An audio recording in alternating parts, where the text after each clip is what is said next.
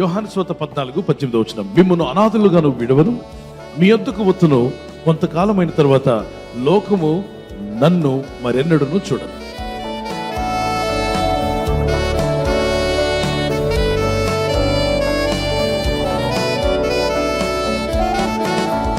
యేసు ప్రభువు తన ప్రజలతో, తన శిష్యులతో చెప్పాడు, నేను మిమ్మల్ని అనాథులుగా విడవను.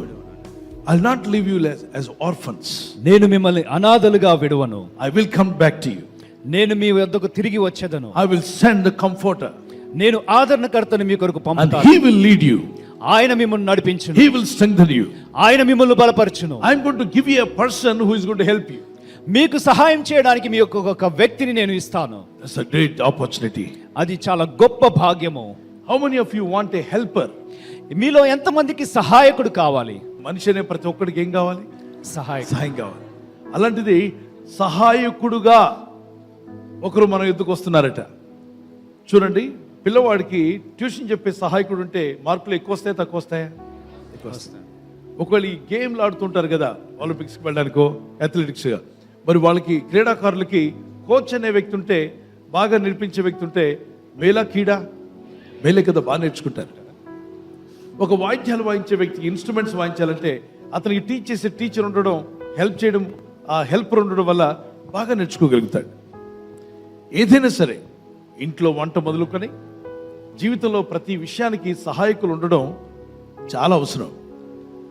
అయితే మనుషుల సహాయం కన్నా దేవుని సహాయం చాలా గొప్పదని వారు దేవునికి స్తోత్రం చెప్పగలరా? హల్లెలూయా. నాకు హెల్ప్ చేయడానికి ఎవరు వస్తున్నారు అంటే యేసుక్రీస్తు ప్రభువారు చెప్పారు, నేను వెళ్ళిపోవడం మీకు ప్రయోజనకరం, నేను వెళ్ళిపోవడం వల్ల ఆయన్ని మీ యొద్దకు పంపిస్తాను.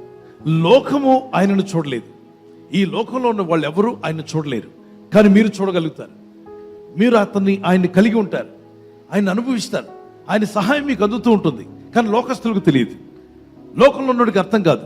కానీ మీకు మాత్రం సీక్రెట్ హెల్పర్ ఉంటాడు. మీరు ఎక్కడికి వెళ్ళినా ఆయన మీతో ఉంటాడు, మిమ్మల్ని బలపరుస్తాడు, ఆదరిస్తాడు. ఆయనకి కొన్ని నామాలు ఇవ్వబడ్డాయి. ఆయన ఎవరో కాదు పిల్లరా, హోలీ స్పిరిట్ ఆఫ్ గాడ్. యేసు ప్రభుని గ్రహించేలాగా, నమ్మేలాగా మనలో ఉండి సహాయపడేవారు, మనతో ఉండే వ్యక్తి పరిశుద్ధాత్ముడు. అనండి ఒకసారి, పరిశుద్ధాత్ముడు. ఈరోజు ఆ పరిశుద్ధాత్ముడు నా ప్రక్కన, మీ ప్రక్కన, అందరి ప్రక్కన ఉన్నాడు. కానీ ఎవరైతే ఆయనతో బాగా ఫెలోషిప్ చేస్తారో ఆయన ఆలోచనలు మనలోకి పంపిస్తాడు, ఆయన తలంపులు మనలోకి పంపిస్తాడు. ఆయన ఆలోచనలే కాకుండా మంచి మార్గంలో మనల్ని నడిపిస్తూ ఉంటాడు. మన తప్పిదాలు మనకు చూపిస్తాడు, మనం చేయాల్సిన మంచి పనులు మనకు నేర్పిస్తాడు. ఏ విధంగా వెళ్తే బ్రతుకు బాగుంటుందో, నువ్వు ఏ విధంగా బయటికి రాగలవో, సమస్యల్లో నుండి ఎలా బయటపడాలి, శ్రమల్లో నుండి ఎలా బయటపడాలి, శోధనలు ఎలా జయించాలి, ఇక్కట్లు ఇబ్బందుల్లో నుండి ఎలా బయటికి రావాలి, నీవే కాదు నీ ఇంటి వారిని ఎలా బయటికి తీసుకుని రాగాలి, ఇలా నేర్పించేవాడు పరిశుద్ధాత్ముడు. అంతేకాదు, మీ అందరికీ నాకు కూడా రాని ప్రార్థన ఎవరికొచ్చు? పరిశుద్ధాత్ముడు. కాబట్టి అపోస్తలుడైన పౌలు అన్నాడు, మనలో యుక్తముగా ప్రార్థన చేయటం వల్ల ఎవరికి తెలియదు కానీ పరిశుద్ధాత్మకి తెలుసు. ఆత్మ తానే మన పక్షంగా విజ్ఞాపన చేయుచున్నాడు. ఈ పరిశుద్ధాత్ముడు ఏమేం చేస్తాడు? ఆదరిస్తాడు, బలపరుస్తాడు, ప్రార్థన నేర్పుతాడు, మరి ఏ సమయంలో ఎలా ఉండాలో మనకు బుద్ధి నేర్పుతాడు, పాపములు ఒప్పింపజేస్తాడు, నీతిని గురించి అంటే పరిశుద్ధ గ్రంథం అంతటిని దేవుని వాక్యమని, ఇది సత్యవాక్యమని ఒప్పింప చేయడమే కాకుండా ఆయన మీలో ఉండి నడిపిస్తాడు. అంటే మన బ్రతుకు నావకు ఒక నావికుడిలాగా మన బ్రతుకును నడిపించడానికి సజీవుడైన నాయకుడు, గైడ్ మనకు దొరికాడు. లెట్స్ ప్రే, ప్రార్థన చేసుకుందాం. పరిశుద్ధాత్మ మీరు నాతో రావాలి ప్రభా, నీ సన్నిధి కాంతి నా మీద రావాలి ప్రభా, నన్ను నడిపించు ప్రభా, నీ సన్నిధి నాతో రావాలి. ఎక్కడికి వెళ్తున్నా ఆయన సన్నిధి నీతో రాబోతుంది బిడ్డ, నీతో ఆయన సన్నిధి రాబోతుంది, ఆయన ఆత్మ నీతో రాబోతుంది. ఆయన నీలో ఉండి ముచ్చటిస్తాడు, నిన్ను బలపరుస్తాడు, నిన్ను ఆదరించేవాడు, నీకు నేర్పిస్తాడు. ఏం చేయాలో ఏం చేయకూడదో, ఎలా ప్రవర్తించాలో అని నీలో ఉండి నేర్పిస్తాడు.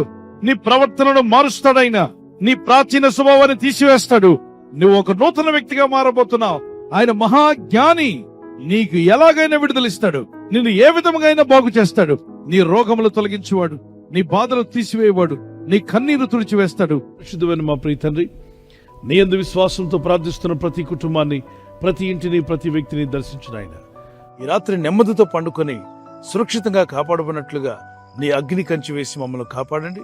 మీ చిత్తములో కొనసాగే కృప అందరికీ దయచేయమని యేసుక్రీస్తు ప్రశస్త నామములో వీరందరికీ చక్కని నిద్ర దయచేసి తెల్లవారు లేచి కృపను మాకిమ్మని క్రీస్తు యేసు నామములో అడిగి వేడుకుంటున్నామా పరలోకపు తండ్రి.